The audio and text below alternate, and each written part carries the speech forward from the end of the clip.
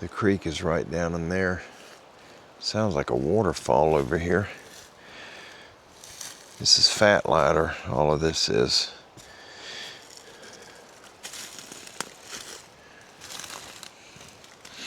But I'm not going to be dragging that mess out. Too far to drag it. Trying to find somewhere to sit. I got to sit down for a minute. I got to put my backside down. Look at all the trees that are broken here. Look at this. There's a lot of them broke off.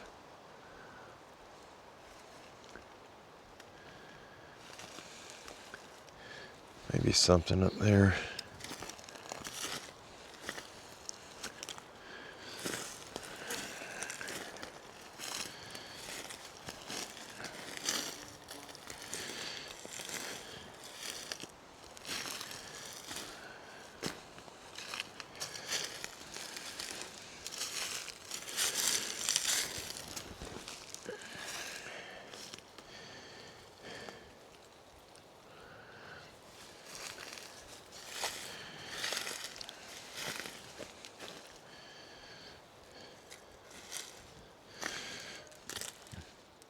There's a hole in the ground right there.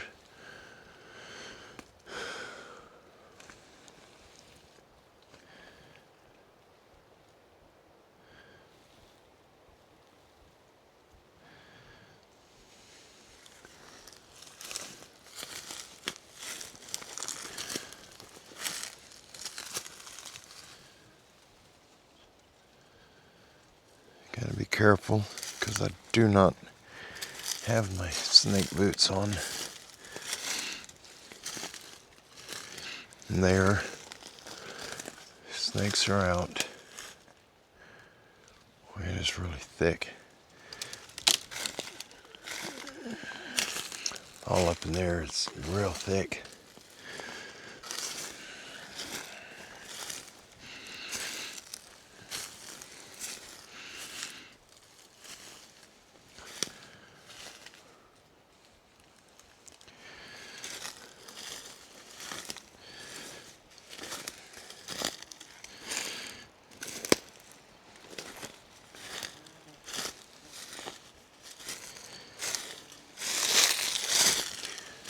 I forgot to spray my legs down for ticks. Tap burn it. Hope there's nothing in that hole right there.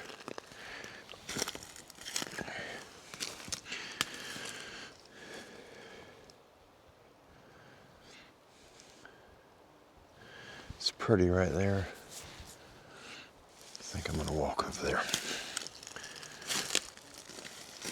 It looks sort of open.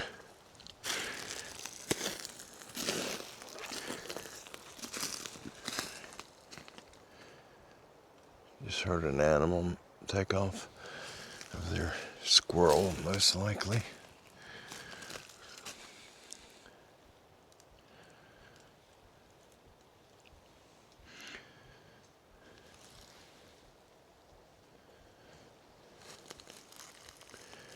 That was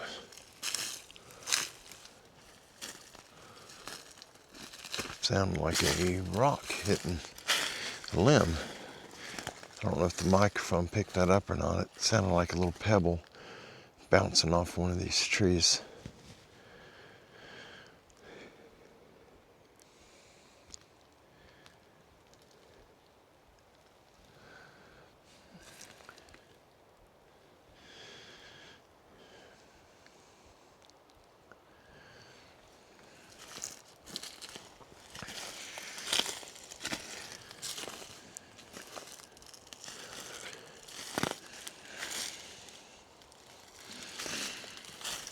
It sure is pretty in here.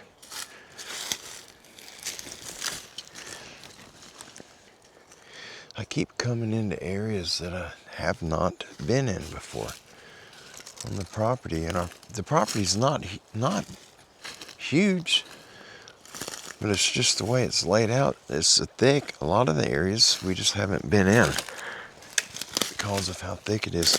Well, this is, I don't know if you guys can make it out. It's a deer trail. Pretty beat out. Looks like it goes that way.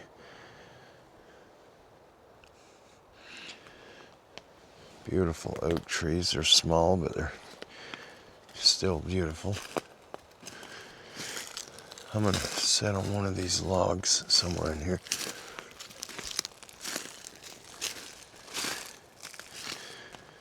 And check, see how many ticks I have on me. Another area with a lot of trees down and bent. Most likely from a tornado. Oh, there's a deer trail right there, going right up. Looks like it curves that direction. It's a big tree over there I can sit on. Look at this view. Isn't it beautiful? There's saw palmetto, which they're everywhere out here. Florida is slap full of saw palmetto. Yeah, there's a big tree right there. I can possibly get up in there. Oh, pretty magnolia.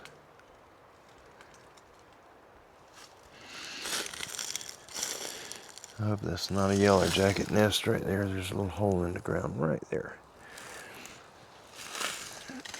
Oh, I just stepped in another hole.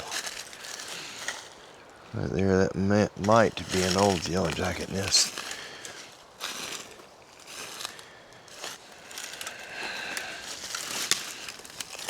Ouch, there's a briar. Ooh, boy, that got me good.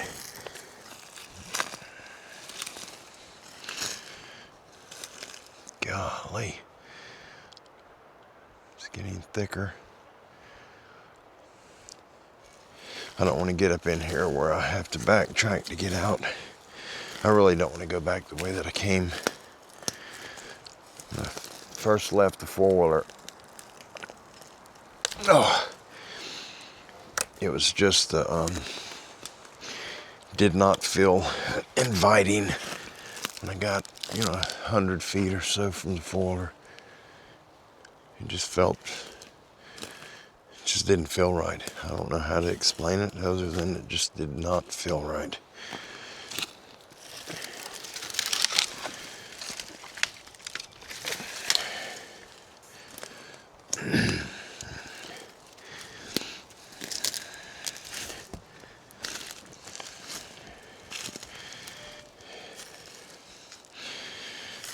Bunch of deer tracks in here. Golly, it's thick. I'm trying to break this vine right here. There it goes. There's a bigger vine. Ooh. Looking for scorpions. They get under the bark like this. They get underneath that loose bark, and they'll make you speak in tongues if you sit on one of them. I think I'm gonna sit right there.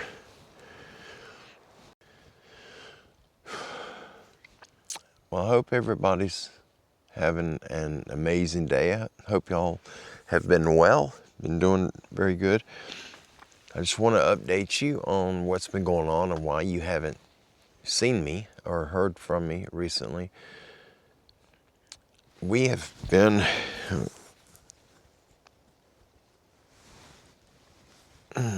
got a tick on me already that quick.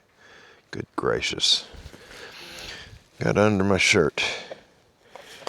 I'm gonna take care of this fella right quick so he doesn't bite me. He already bit me. There's a spider. He got me good. Sorry. I did not spray down. And so I'm just making sure they're not coming, more of them ain't coming on me. Anyhow, we have the house, our old house is under contract right now. It went on market last week. No, I'm sorry.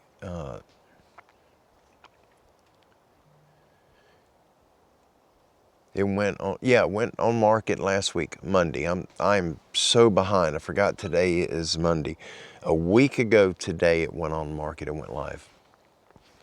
And 2 days before it went on market, a man interested in it, my sister told him about it. He has purchased, I think, 3 other homes from her, and he'll buy houses, fix them up, and he'll rent them out, or he's bought a couple for family members.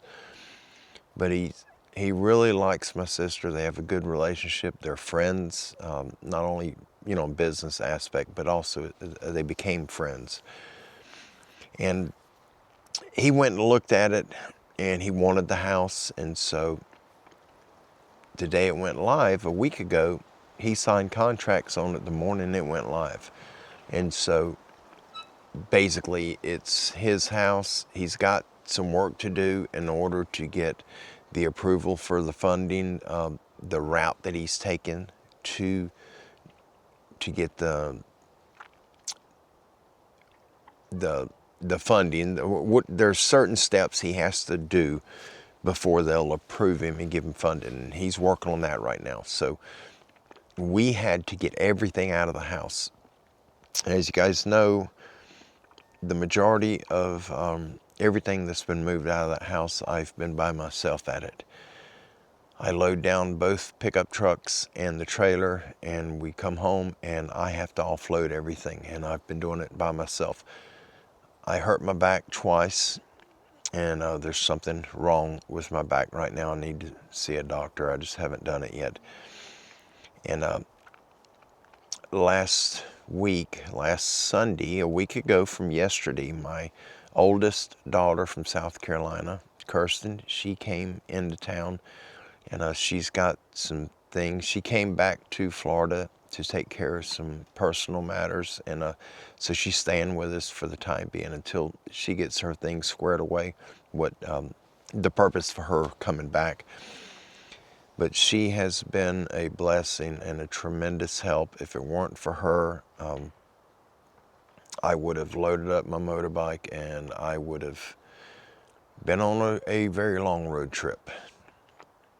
The stress, the physical issues I'm dealing with right now due to the injuries I've caused to myself in moving these things alone have really taken a toll on me. And this past week, 7 days ago, something like that, somewhere around Wednesday, I believe it was, we were moving things and I hurt my neck. Now I'm having issues losing all sensation out of my left hand, and I've went through that before. When I broke my neck, it was both hands, but I lost full mobility from them. I'm not losing mobility, I'm just losing the sensation, touch, and I can shake it and kind of beat it out. But anyhow, enough of that mess. We had to move out our china cabinets, furniture, just stuff we don't have room for. And we don't have a shed, and so I had to go to the old house, and all of our fencing where we had the goats, we added cattle panels to the fence to structurally strengthen them so the goats couldn't, because they go through chain link fence like it's butter. And we had to strengthen everything up. So I had to go over there, and I took 18 cattle panels down, took them off the fence, brought them home. We used 7 of them, I think, 7 or 8 of them, and I made a hoop house. A cattle panel is 50 inches tall by 16 feet long, and it's made out of 1/4 inch thick round bar, steel bar, and it's welded each intersection, and it's has a mesh on it, squares. And I think they're 6 inches tall by 8 inches wide. And as it goes to the bottom, the lower 4 or 5 squares are smaller in height. They're all 8 inches wide, but they'll get down to where they're only 2 inches in height. Designed so that animals, livestock can't get their feet in it and break an ankle. But we take them cattle panels, and with them laying long ways, I'll stick one end, I build 2 walls out of wooden pallets, and we got 7 pallets long, and I'll put a T-post in the center of the end pallets, between the top and lower boards of the pallet. We'll stand the pallets upright, vertical, and that T-post to go down in them, we'll drive them all the way down where the top of the T-post is inside of the pallet. And that'll hold it upright like a wall. And then we run 7 pallets long, then we screw them together. And once I have 2 walls facing each other, they're parallel to one another, 10 foot apart, then we'll take the cattle panels and I'll nail them to the top one at a time, and we'll arch it over in the air, and then we'll nail it off on the opposite pallet, the opposite pallet walls. So we got 2 walls with an arch over the top. Once we get them all done, we use wire, electric fence wire, because it's very strong, very durable, and we'll tie them panels together so they can't separate. Then we stretch canvas over the top of it, and then we pin all that down with horseshoe staples or whatever means necessary. But it makes a hoop house, a domed top structure. And I close the end off, and we use that for storage. I put pallets on the ground on each side. They butt up against the side walls all the way to the back. And we've got it about 70% full. We're not completed yet. I got to break down the old cattle panels, or the old hoop houses that are at the other property. But I hurt my neck, and I did not do anything yesterday, and I'm not doing nothing today. I'm just trying to recover. The stress had gotten to me to the point where I just wanted to leave, just get on the road by myself for a few days to get myself in check. But anyhow, I just wanted to kind of update you guys on a little bit of everything. Our brother Jeff Townsend, as you know, he left to go home. His journey here was done, and now he's on his next one. I'm not sure what's going on with his service, his funeral service. There's a lot of things between Jeff's brother and his daughter that they're posting on their social media pages, and things are just not lining up. And I think they may have done a private service and not told anybody, and I hope that's not the truth. His daughter had mentioned that here in a few months, she's pregnant, 8 months pregnant, and she'll be giving birth soon. That would have been Jeff's first biological grandchild. As you guys know, he adopted Rosie, or Rosie adopted him. That was her grandpa Jeff, and so he introduced Rosie to everyone as his granddaughter. He absolutely loved and adored Rosie, and Rosie feels the same about him. But his flesh and blood grandchild would be born in about a month. And so they're waiting. Jeff's mother's in the hospital. She's not doing very good.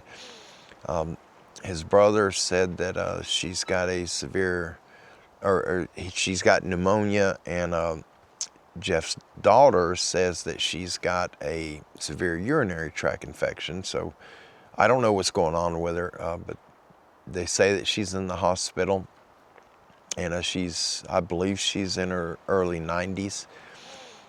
So they're waiting until she gets out and gets healed up, and his daughter delivers the baby, and the baby's doing good, and then they're going to have a celebration of life for Jeff. And as soon as anything, if I catch wind of anything like that going on, I am going to be sharing the details with all of you, because I know many of you were on a personal basis with Jeff. I know a lot of you guys were attached to him, bonded with him like I am and my family are, and I'm going to do what I can to share whatever information I can find out about whatever service they do for him, so that we can honor the man. Let's see, what else we got? I wanted to go over some of what happened, and this is just in honor and recognition of my brother Jeff Townsend, who I absolutely love and miss. But I wanted to go over that encounter.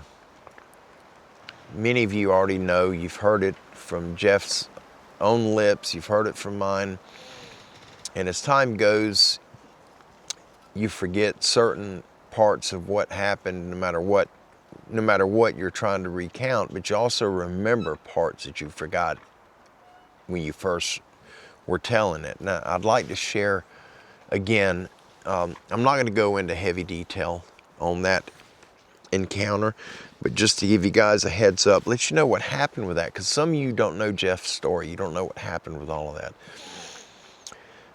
But I'm going to be all over the place, and if it irritates you, then you're just at the wrong spot. This channel ain't for you. I am ADHD, ADD. I cannot stay on track. I'm all over the place, and if that aggravates you, I apologize for that, but you're just in the wrong place. What you see here is what you get. This is the true Donnie. This is who I am, and I do not take any medication for my ADHD or any of it. I take the medication that I have to, what's required for life, for me to have a normal life. That's what I take: blood pressure medications, things of that sort. But anyhow, so just giving you a heads up, apologizing in advance. Jeff, for many years before I met him, Jeff, he has been in the Bigfoot community, in that world, for a long time. There are a lot of Bigfoot groups, Bigfoot investigators, cryptid investigators. There's been groups, individuals, teams, just a lot of people in that field. And Jeff knew more of them than I'll ever know. But he would go and help with a lot of these investigations, and he would go as security for a lot of them. Our brother Kerry Arnold, who we lost a couple of years back, Jeff worked with Kerry as his armed security detail when they went on these outings at night in the forest in search of Sasquatch, the elusive Sasquatch. And Jeff would come heavily armed to keep everyone safe. And that's what he felt was his purpose, to help these people so that they could focus on their investigation, and he would focus on their surroundings and try to protect them from any threats, regardless of what it was. And Jeff was an absolute, he's a mountain of a man. He was just a huge guy. I don't know, 6'5", I guess, in height, and just 280 pounds, a big man. He could take a handgun, and I don't care what caliber, I don't care if it was an automatic, a revolver, a single shot, it doesn't matter. Jeff is extremely efficient in handling firearms, all types of firearms. Very knowledgeable on firearms that I never even heard of before. I am a gun enthusiast, but not to the levels Jeff was. And so Jeff was very familiar. If he pointed a weapon at any target, you can guarantee if he pulls the trigger, that target's going to have a hole in it. He was that efficient, just a master at firearms. And anyhow, Jeff would go along with a lot of these groups, and his purpose and his heart, his mind, and what he offered was to keep his friends, those that he cared for, which is all of you, to keep y'all safe when you're out in environments like this. And Jeff is always armed. I'm armed right now, but Jeff would have multiple firearms on him at all times, and you wouldn't see it looking at him, but he's got firearms everywhere, and it's just who he is. And so anyhow, Jeff would take the stress off of people. They wouldn't have to worry with something sneaking in and ambushing them, because they got this giant with them, Jeff, and he's bigger than most people. He's just a really big guy, heart of gold. And if he's got his mindset to protect his loved ones, there's nothing on this planet that's going to get past him, I don't believe. And anyhow, Jeff, he's seen me. I was telling one of my encounters on Bigfoot Odyssey with Kerry Arnold, and Jeff watched that live show, and he reached out to me, and we connected, and I just fell in love with him from day one. Just an amazing man.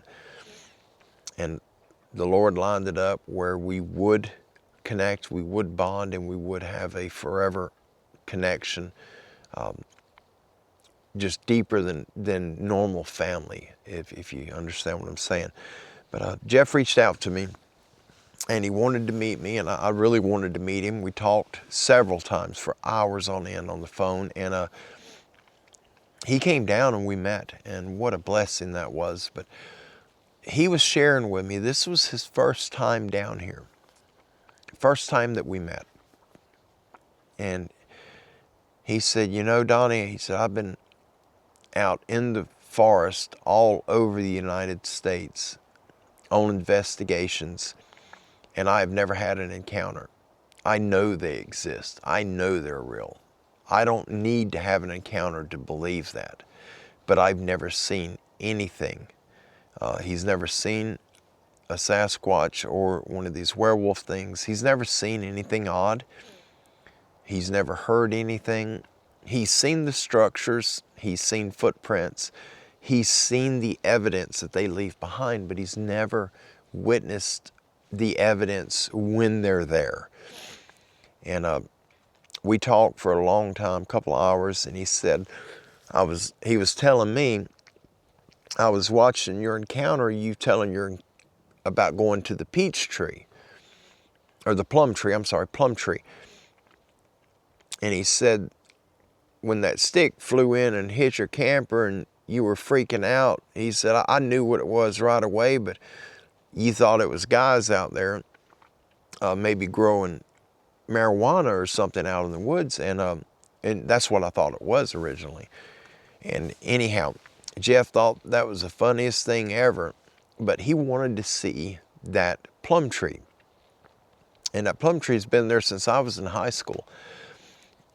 But it's gotten huge. And my intentions that day were to go out there and dig up a baby one, because it produces fruit every year.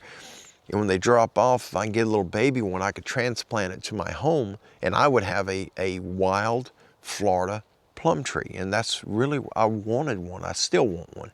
So I went out there that day to get one, and I did not go to film. I didn't have my camera gear with me. All I had was my phone. My firearm was in the door of my truck. The truck wasn't 20 feet from me, but that's where the gun was. And I just got out and stepped, 15, 20 feet from the truck, and I was walking around the tree looking for a baby plant, and a limb, a big limb like this come flying over the top, and I heard it when it clipped the top of the plum tree, and it hit my camper. It broke the crank that you open the side windows on the camper shell. You turn the aluminum handle in there and they open. It broke the linkage that opens that window. It broke the top frame. It dented the camper shell, camper top. Anyhow, he wanted to go and see that. I'm sorry, you guys, I'm getting all over the place. It's just what I do. I apologize. So I told him, I said, well, it's just right down the road. It's not far from here. 5 or 6 miles. Yeah, let's go. And it was during the day, and I was working on, I think it was a couple of prayer request videos that I had to get out. And so I told Jeff, I said, yeah, we'll ride over there and we'll stop before we get to the plum tree. There's a little watering hole right beside the road, 50 yards in the woods. Pretty little spot. And I told him, that'd be a perfect spot. I'll stop there and I can film those 2 short prayer request videos, and then we can drive down another 300 or 400 yards and we'll go to the plum tree, and I'll show you where it's at. So we pulled in, we parked, we get out, Jeff's got all his guns out. While I'm filming the video, he's walking over to the watering hole and he's looking, and I got done filming what I needed to, and Jeff says, man, it's really pretty over there. I want to go walk around a little bit right here and look. So I said, all right, let's go. So we walked, went around that water hole, and we started seeing structures. These were like this tree I'm sitting on. They had trees stacked. It would be 3 or 4 trees that were stacked. And then there would be 3 or 4 stacked again, like a wall. And that it would be connected to that, but they had formed like a corral type, like a maze in there. And if you stand back and look, it looks like it's a funnel, like it's designed to herd animals in. And as they're getting further in, it's getting narrower and narrower. Then it's got a little passage where they would have to go through to get through that. And it would be an amazing ambush spot. And there was a spot cleared under the trees where something's been sitting underneath it. There wasn't a leaf on the ground. And heavy leaf litter like what we have here. And this spot was cleared. And then we started finding footprints, big footprints. And one spot we found feces, human-like feces, but it was as big around as a 2-liter Pepsi bottle and about the same length of a 2-liter soda bottle, but it was feces. It was a big piece of feces. And there were footprints, huge footprints all in there. I filmed what I could, but in the video, the footage of that, you can make the prints out, but it's hard to see. At that time, I still wasn't good on filming prints. To film a footprint, if you're filming down on it, you're not going to get it. It's hard to see unless it's in the mud. You have to kind of film at an angle so that you can get a shadow from the light, and the shadow will bring the detail out. But I didn't know that at the time. I was still learning. So anyhow, we filmed what we could. Where all that structure was, that little maze-like, these walls they had built all up in there, something had built. And another thing right quick, these walls of trees that were stacked, there were no broken trees in there. I don't know where they came from. They were carried in. There were no stobs. The tops of all the trees that were growing there, they all had their tops. There was nowhere for all of these trees to come from. There was too many of them. There's 30 or 40 trees in here, like the one I'm sitting on right now, that were stacked into walls, but there's no stobs anywhere. The ones that had roots still on them, there was no hole where it would have came out of the ground. They were carried in there. I don't know who carried them. I don't know what carried them, but they were absolutely carried in there. They were not from that spot. Well, we get around the end of it where it had that little closing, and it was like a game trail, but it was really wide, 3 foot wide, and it goes up into thicket. So we followed up in there, and I was filming, and we get to a point, and there's looks like a game trail, and it runs a straight shot. It went to the right. We're headed, I think, west, and this trail went like toward the north. And it was brushy, had a little old game trail, like a deer trail, in the center of it. But it was kind of beat out to where it was about 3 or 4 foot wide. But the actual path itself was right in the center, and it was like a deer path, a real narrow path. But it was a straight shot. We happened to look down there and see something black shoot across the end of that trail, 60, 70 yards from us. And it moved so fast you couldn't tell what it was. It was just a blip. But Jeff seen it, I seen it, we both seen it at the same time, and we both said something at the same time. We didn't know what it was. Maybe a bird, I don't know. It was big though. We didn't see anything, so we moved. We stepped over that little trail, and we were following the main game trail that we were on. We move up a little further, and now we're walking away from the water hole. Our back's to the water hole. It's late in the afternoon, sun's going back. It's still up, but it's not behind the trees yet, so no need for a light at all. It's just like it is right here. It was this bright. And there's something in front of us, around 18 feet, give or take a foot. It was close. And it was down low. There's brush in front of me. And I'm 5'9". Jeff is 8 inches, 9 inches taller than me. So Jeff's able to look over it. And I could see it with my eyes, but I could only see like this much, like the top part of what I thought was a head.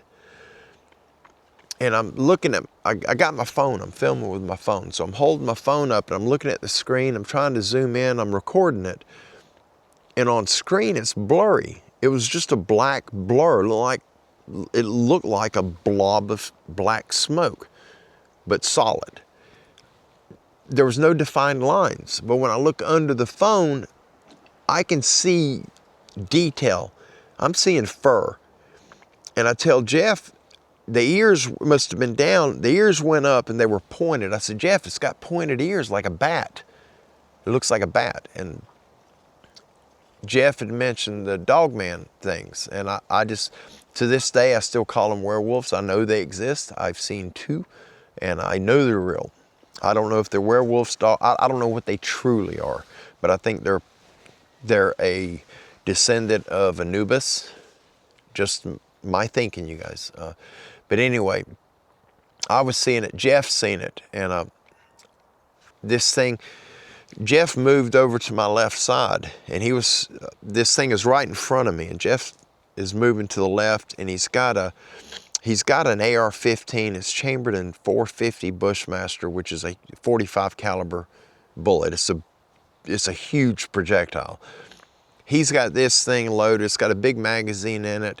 He's got another long gun over his shoulder on a shoulder sling, and he's got 2 large caliber pistols on him. Jeff is loaded for war, and he can see it, and he's moving around this side, and I'm getting nervous because I can see it. I'm looking at a dog, a huge dog, and it was sitting on his legs, like squatted down, but his front legs were not on the ground like a dog. He had them up like this, like just sitting to his side like that. It was the strangest thing to see.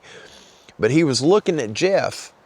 I was over here, and Jeff was moving around right here, and he was watching Jeff, and then he turned his head and he looked at me, then he looked back at Jeff. Well, I started backing up a little bit because now I'm getting nervous. I was not scared at all of it. There was no sensation of fear like I've gotten from the Sasquatch people. I didn't have that. There was no worry that this thing was going to hurt me. I had no concern at all, but it was not normal, and that part of it really freaked me out. I start easing back. I'm just walking back real slow, and I'm trying to keep the camera on it, and I'm shaking real bad. Well, Jeff is moving around. There's a big bush that he's just moving past it, so this werewolf thing can't see him. I'm thinking, I don't know for sure, but I'm thinking it couldn't see him. So it's squatted way down. It was probably this high, the top of the head. Well, then it starts like rising up. It starts rising up. It's looking at Jeff, and then it stopped, and it dropped really fast, like incredibly fast. It dropped back down, and it turned and was looking at me. I could see the eyes, the ears, I could see the snout on it. I was looking at a black coyote. But if it were a coyote, it was a very big coyote. If this thing would have stood up, it was not a giant. It wasn't huge like you hear so many people who have encountered dogman and werewolves. You know, they're speaking of 8 to 12 foot high canine bipedal beings. This wasn't big like that.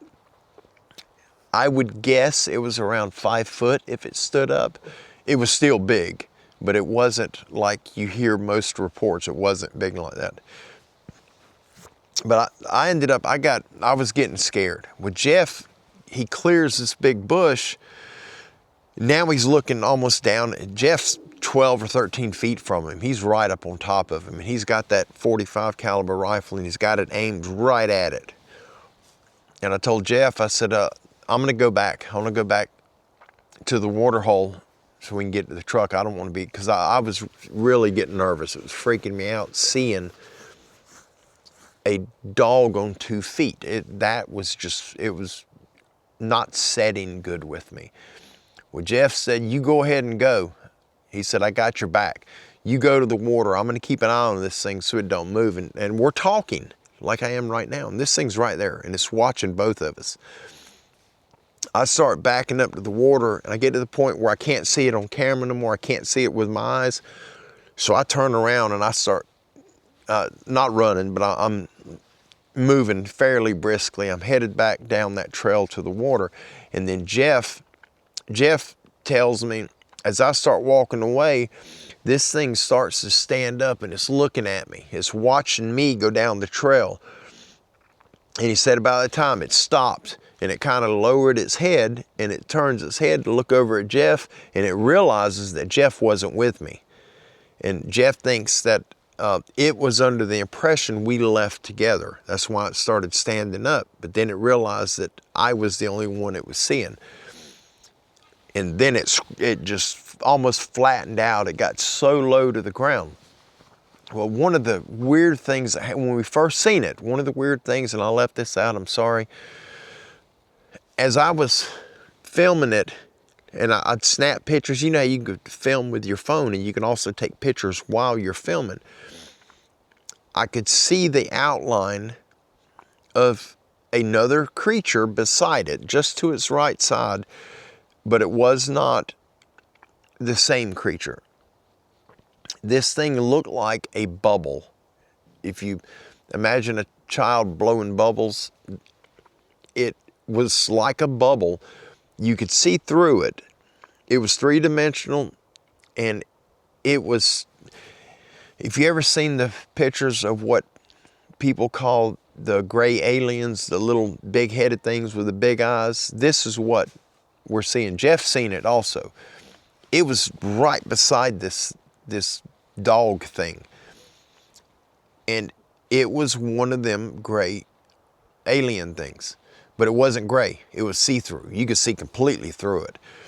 The leaves, the foliage, everything that was behind it was magnified and distorted, especially near the edges, like where the head was round, near the edges of it. You could see a leaf coming behind it, and the part of the leaf that was behind his head, you could see the whole leaf, but soon as it got to where it was, that you were looking through his head at the leaf or stick, whatever it was distorted. If you ever take a walking stick, a pole, anything, something along, and you're standing on the edge of a lake and you push it into the water, you can see where the stick is like, it's refraction. It doesn't go straight in the water. When it goes under the water, it looks like it's over a couple of inches. Like it doesn't line up with what you're seeing on the outside of the water. And it's that refraction. Well, everything that was behind this little egghead creature was refracted. Like where a stick would come in that was behind him, a limb laying like this, where his head was at, when it got to where it come behind his head, that part was refracted like he was made of water.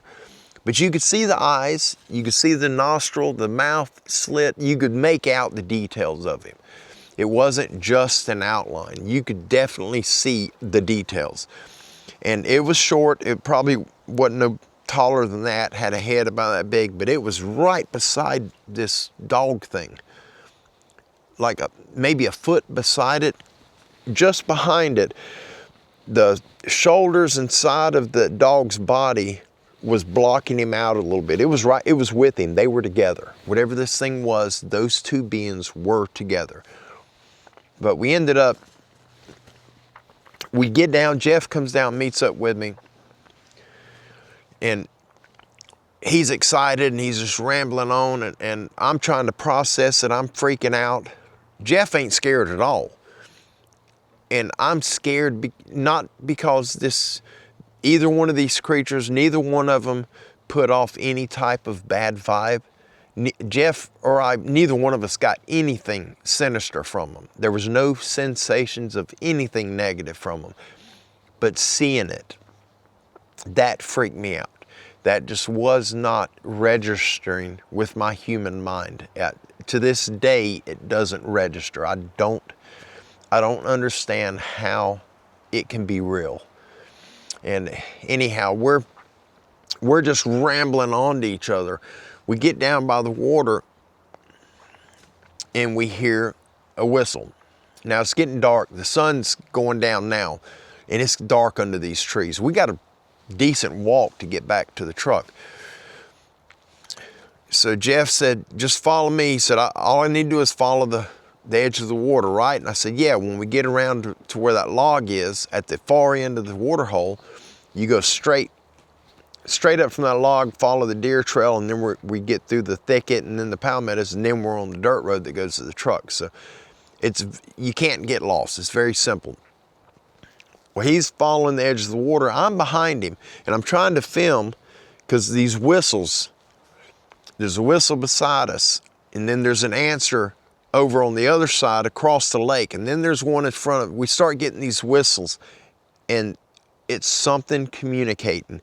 And then we hear footsteps, we're hearing limbs break, stuff starts moving, then the growling starts. We got all this going on, and it's all in front of us to the right side and at the far end of the water hole. Well, I've got this overwhelming sensation of being watched. I got eyes on me big time. And I got my phone going, I'm trying to record. It's dark, so the recording ain't very good, but I'm recording, I'm filming. And I just happened to look back behind me because I got eyes on me and I could feel something staring at me. And you know you get that feeling that somebody's running up on you from behind. You can almost feel them running up to you. Well, I have this feeling, and I turn around at the end of the water hole, that watering spot. It's not huge, but it's 100 yards long, I guess. At the far end of it, there's a couple of enormous pine trees. The water is on my right side. And if you follow the edge of the water, you get down to that end where it circles around, there's a huge bush right there at the end on the right. To the left of it is a couple of enormous pine trees. Well, in that gap between that bush and that first pine tree right there, there is a gigantic black shadow. There's a man standing there. And he's facing us. He's standing like this. We're up ahead of him. His arms are at his side, kind of out a little bit. And he's moving like this, like he's drunk. He's just kind of rocking. He'd go over one way and he'd go back the other way. And he's just rocking like this, like you see children do sometimes. He's rocking, he's watching us. And I told Jeff, and Jeff turned around and he pulled his rifle up and he's looking at him through the rifle scope. And Jeff says, "We got to go."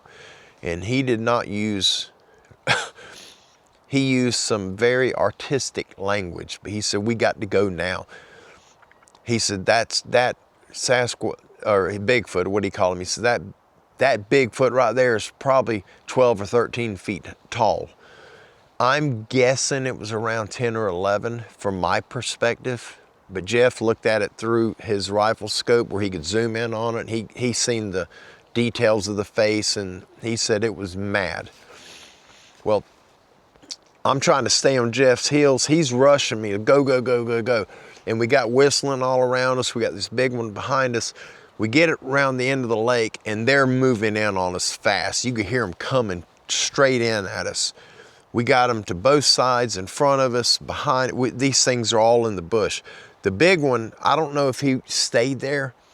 I kept looking back, but I was just making sure nothing's running up on me because it was dark now. We get at that end, the horizon was still lit up, but it was dark. You needed a light. And we had lights, but they were just about dead. Like the Rayovac flashlight you get that comes with batteries for like $6 at Walmart. That's the type of lights that we had. We finally get up. We get on the dirt road. We hustle to the truck. We're not far from the truck at that point, and they're coming from across the dirt road, straight across from where the truck is. Jeff throws me the keys and said, "Drive." Well, the truck's locked up. He gets at the passenger side and he's checking the door handle. He's got his rifle out. I run around the other side. I'm fumbling, trying to get the door unlocked with it. It's not a key fob. You got to stick the key in. It's a 1999 Chevy Yukon. And so you got to unlock it with the key. And Jeff said, "Hurry up, open the you-know-what door." He's flipping out. Well, I get the door open.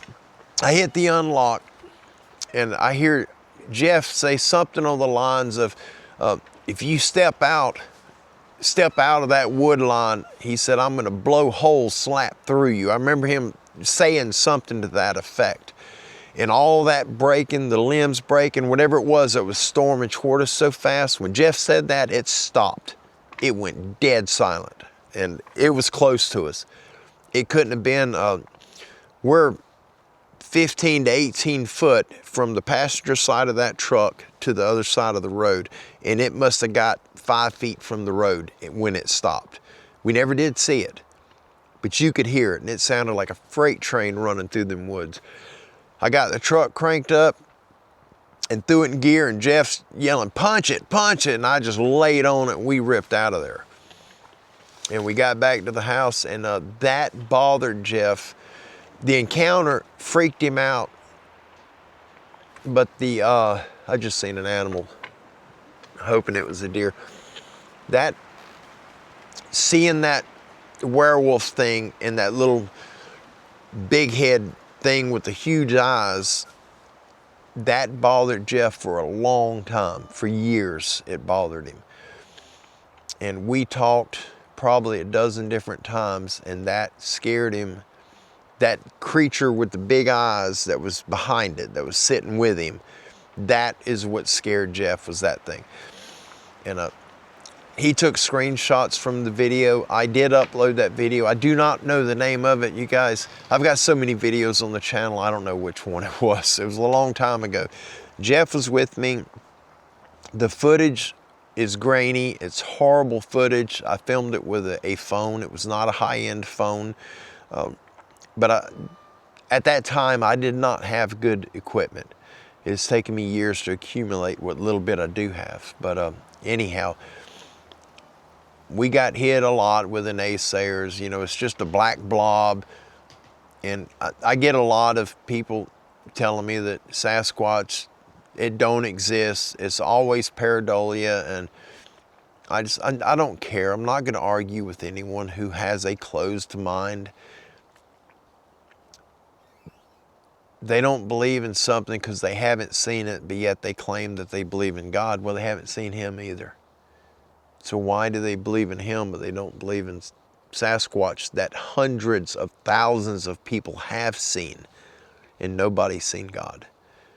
I mean, if you get where I'm going at, and that's just the way that I look at it.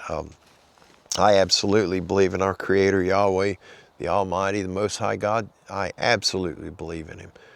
I love him. I rest my life, my family, all that I have, in knowing that he is my Father, my true Father. But I also know that Sasquatch exists. I've seen him. I've seen him more times than I can even count now. Probably upwards of 13 or 14 times. I've had more encounters than I care. I wish I would have never had any encounter, but I'm glad I did have one. It solidified all the things that I've heard, that I've witnessed, where I did not see them. Now I know what it was. Due to my encounter, I know what it was. I do still think that they are the cavemen that we were taught about in middle school, junior high. I do believe that that's what they are. That's what they're calling cavemen, because what I seen, Marianna, Florida, less than 2.5 feet from me, was a caveman. It was to the T what you see. It looked a lot like, for me, it was very close to if you remember the Geico commercial with the caveman, even a caveman can do it, that thing. It was very similar to that. If you mix that caveman with, sort of Harry and the Hendersons, the Bigfoot in there. No, more, it's closer to the caveman. It looked like a caveman. But anyhow, they're real. They exist. They're all over. We got them out here. It's taken me many years to get to where I can come back out in these woods. After my encounter, I gave up hunting. I gave up everything for a long time. I had to go through treatment, PTSD treatment, due to that encounter. I've had a lot, that encounter has taken a lot from me. And it's just, I've battled it through the years, and I go out in the woods. I don't come out here at night. I have no desire to come out here at night, but I do come out during the day, but I just try to get out before the sun goes down. I don't want to be out here at night. Just there's an ominous feeling when the sun goes down. The dark, the evil, those things that are against God, that are against God's will, they also have a right by our Heavenly Father, our Creator. They have a right to be here. They have to have a time to roam, and they're not going to roam. The evil stuff is not going to roam necessarily when the sun is out. That was loud. That was behind me.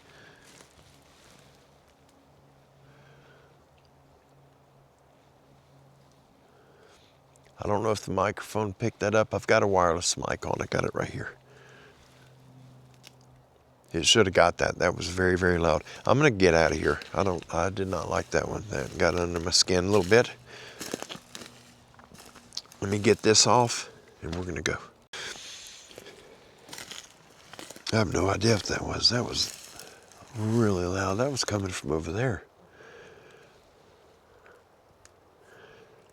We got to go that way. Oh. Anytime I get out and I start thinking about that encounter I had in Mariana, the more I talk about it, the worse it gets to me. But if I start thinking about it at all, I usually end up hearing something and it just sets my nerves on fire. And that's where I'm at right now. I don't like being scared, and right now I'm scared. I got something in my eye. Oh, Lord. All right. And here in the near future, I've got to get to where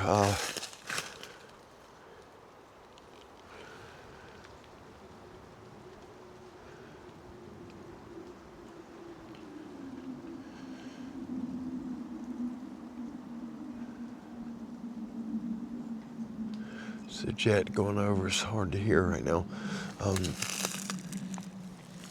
I've got to get to where I have the time to get away and I can do it. I am going to the spot where Jeff and I had that encounter that night, that late that afternoon, and I'm going to reenact it. I'm going to go through and I'm going to film and try to reenact what we witnessed that evening. And show you guys where it happened and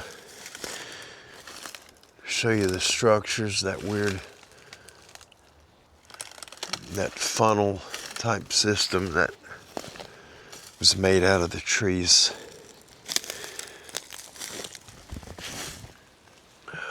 Boy.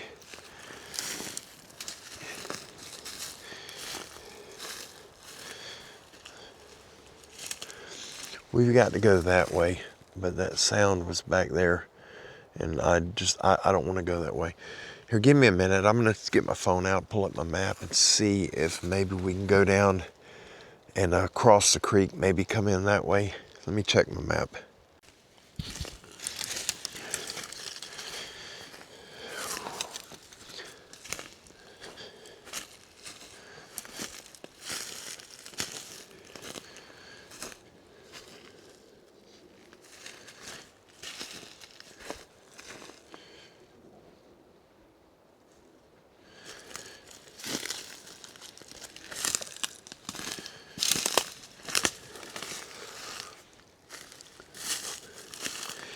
I'm not going to be able to cross the creek like I thought.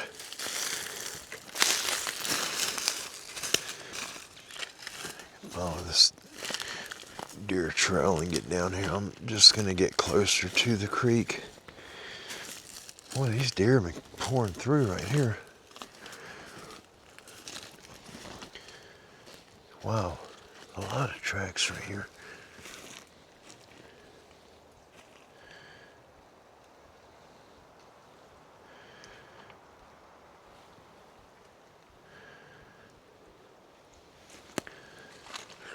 creek, it goes right there, but it curves.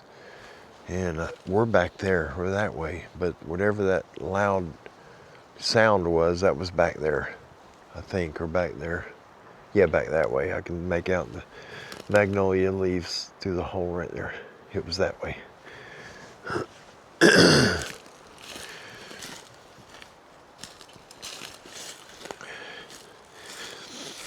I wish I had my water boots. I'd just get in the creek and go that way. This is a deer trail right here too. Look at all the tracks where they're coming through right there.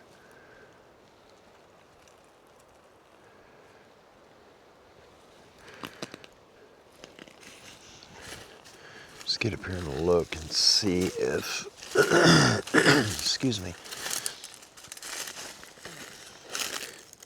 deer's been rubbing his horns right there.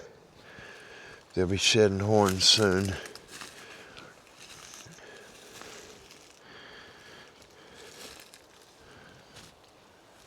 Looks like they're turning, coming this way.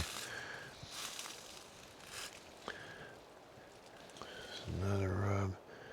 That's the creek right there, I think. Excuse me. Yeah, I'm gonna have so many ticks on me. Yep, there's the creek. Okay. Well, that's a deep hole right there. Deer crossing right there. Man, I wonder if I can cross over. I don't have water shoes on either. I've got my ACDSF boots on. I do not want to get them wet.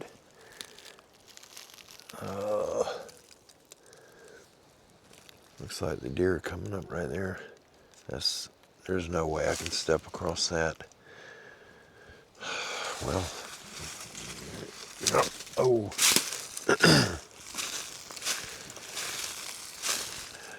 It's an old deer rub. Old buck rub. Oh, there's one right there too.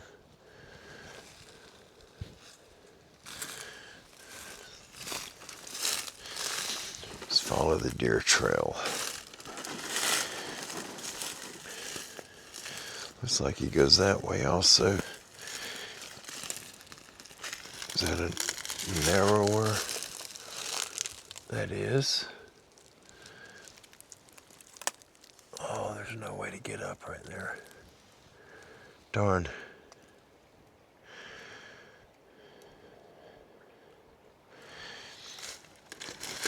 Get a little closer and see.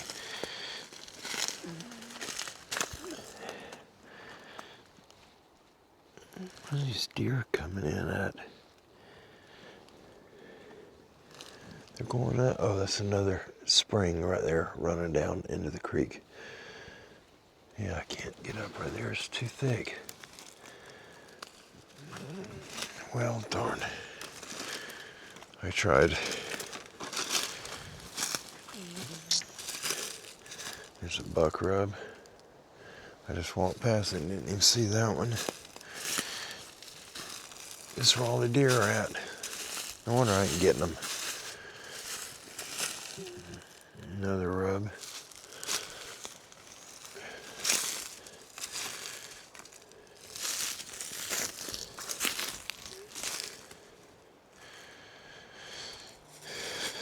Check right here. See if I can cross over here.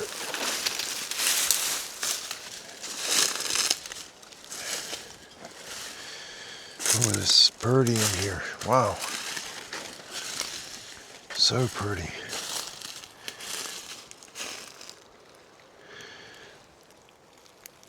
Looking for, see if I can get across.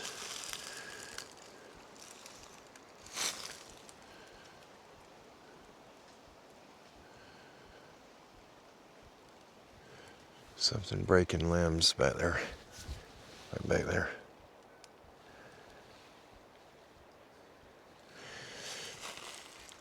Oh, man. on it. Oh, me. I'm going to have to go out and go around all this. These palmettos are really loud.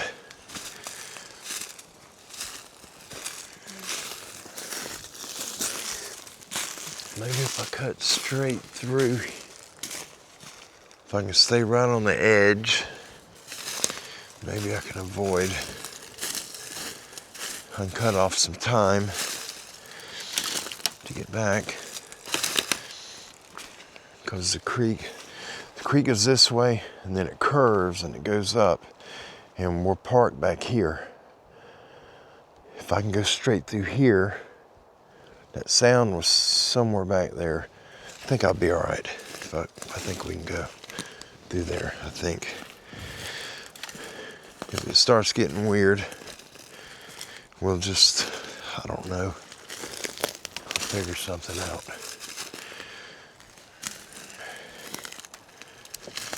Oh, I hate this. Ow. I don't know if I can even get through that mess. I did not run my map, my tracker. Can't believe I did that again. That's the third time now. Went out here in the woods and did not run my tracker so that I could follow my same path. How do I get around that mess? Good gracious. I do not want to go this way.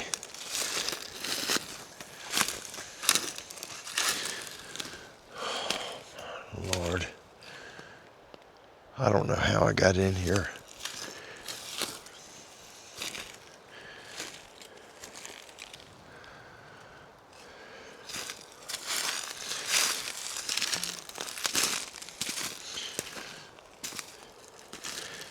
We don't have any trails over here where I'm at. I haven't made any trails out here at all yet.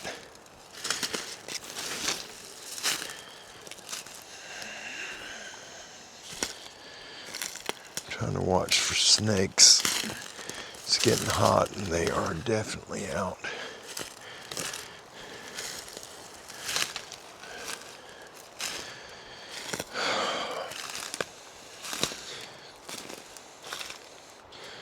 I don't want to go that way. And I don't want to go that way.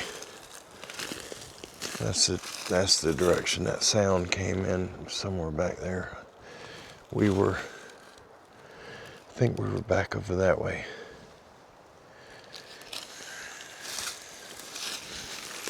Normally I'll break limbs so I can find my way through or clip them, but I did not bring my little hand pruners either.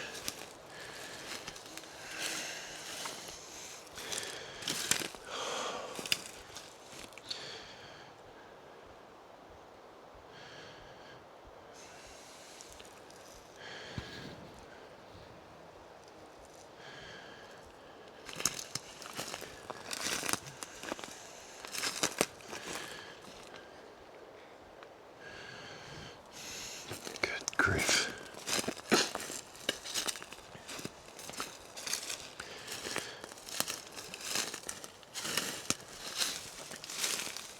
Do you guys see anything or hear anything that I missed? Please throw it in the comments with a timestamp if you don't mind. I would greatly appreciate it.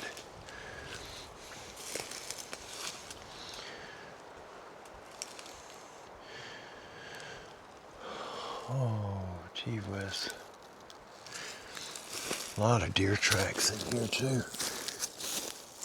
That's where all the deer have been. So I haven't been seeing them. Keep seeing the rubs, and there's another rub. Don't look like he's hit it much. These trees are alive. This one and those. How they're crossed together right there. Isn't that weird? Oh.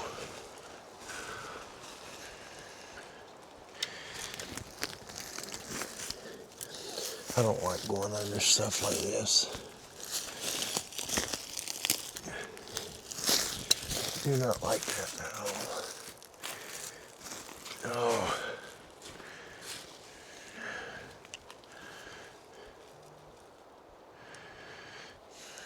Trying to figure out how to get through.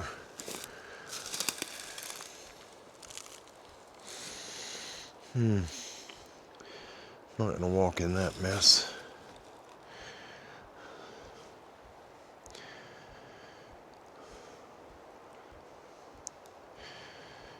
Well.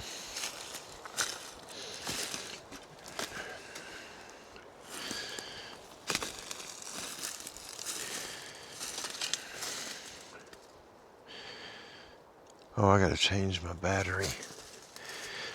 I'm gonna change my battery. I'm down to 3%.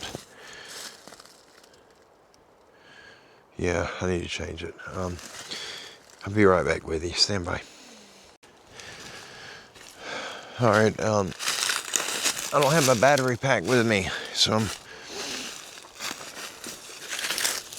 I'm close to the four-wheeler. So I think this last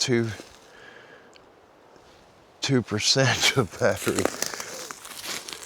I should be right on the four-wheeler. I did not bring my battery pack. I did not bring all I brought was what I'm using to film. Oh, the four-wheeler's right here. I'm right on it. Never mind. Gee whiz. I got batteries here at the four-wheeler. So I'll go ahead and I'm at 1%. Yeah. All right, I'm here. I made it, finally. Batteries in there.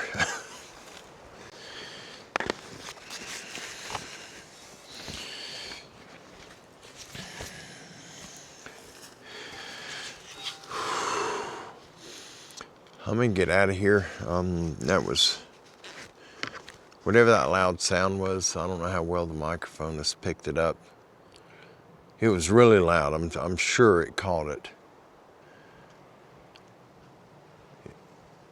I don't know how to even explain that. If it did not pick it up, it sounded like somebody going, like really loud, like high-pitched, loud sound. It just a weird, really weird sound. I don't know how to explain what it was. It was not a growl or a scream. It was just a weird, a nasally sound. If it was somebody's voice, they have an extremely loud voice and they sounded nasally, like they were holding their nose, pinching their nose. But folks, I'm gonna get out of here. I'm gonna go to the house. That kind of scared me. I'm sweating and it's not hot out here. I will be back to normal filming. I am still planning on doing a live show. I absolutely love to do live shows. I just got to get to where I can do it, and can't do it inside. It is just way too loud inside, and the house is a wreck, and I don't want any of that on camera. But I have to do it outside and hope that no one lets Waddles out, Rosie's dogs, because he gets his ball and he comes up and he just barks beside you nonstop, whether it be 10 minutes or 10 hours. He doesn't stop until you pick his ball and throw it. And I just can't do a live show with him. It's impossible. But I love you all. Y'all have an amazing day. I'm sorry I've been absent for a while. We've been so busy. I haven't been able to do anything. And between appointments and this moving, and we were crushed on time. Chris has been busy. He works. He has his own company, and he does a lot of work, and he's been working 7 days a week. He has no time at all to help me. If it weren't for the jobs that he's on now, if he were in between jobs, he'd be with me start to finish, but he just hasn't been able to help at all. He's not getting home until after dark, and he just hasn't had time. And I've been coming home between 9 and 10 at night, and I'm just worn out. I'm shot. My back is killing me. My neck, something's messed up in my neck, and I think whatever I did to my neck, I'm pretty sure it's serious. It feels like I may have broke a screw or something. I can feel it. If I look up and turn my head to the left, I can feel it moving there, and it hurts. But it's all good. It's only during this lifetime. The next one, I ain't got to deal with all this junk, because I am not taking all this hardware that's inside my body with me on that side. Not unless they got a scrap yard somewhere I can sell it, but I do not want it. Y'all have an amazing afternoon. Be blessed in all you do. Be kind, and I'll certainly be seeing you down the road. I am not caught up on my emails. I have not been able to do anything with them in a month. I haven't even opened them. So if you've emailed me, please forgive me. I'm so sorry. I just haven't had any time. I have no help.